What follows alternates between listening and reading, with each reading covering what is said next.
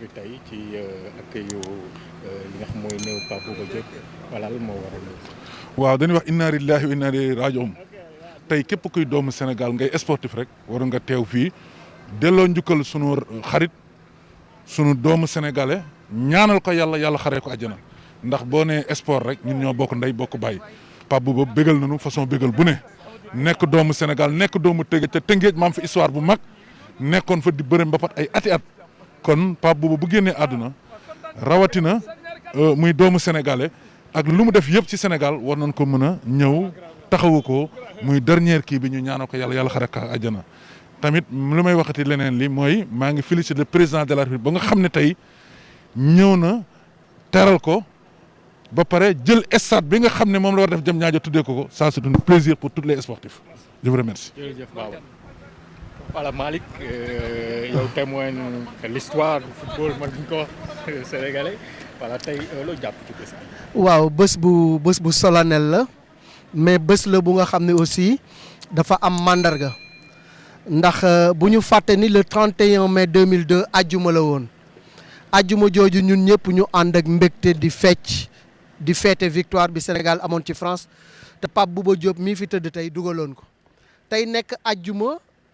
ni ajjuma joojee ñu amoon mbégte tey ñu am naqar ak tiis ndax Pape Bouba dëddoo na fi mais li nga xam ne rek moom la ñu mën a wax moo di ni ku nekk na nga fexe ba sa réew am ci yow lu muy retenir parce que tey président élevé na ko au grade de l'ordre national du mérite du Lion donc loolu wane na ni Pape Bouba am na lu mu jëfal Sénégal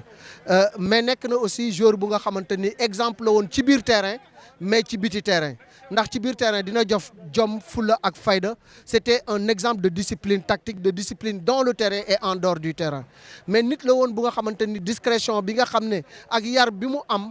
ak dal gi mu dal noonu la léppam demee ba ci feebaram ñu bari yëguñu ko génn àdduna rek la ñu yëg moom mooy nitu sutura ci sutura la dund ci jom la dund ci teraanga la dund ci fulla ak fayda la dund waaye tamit ci teraanga ak sutura la génn àdduna dañ koy ñaanal yàlla bu ko cat jiitu si bàmmeel en tout cas c'est un hommage mérité te li président wax ne dinañu am musée bu nga xam ne ci la ñuy def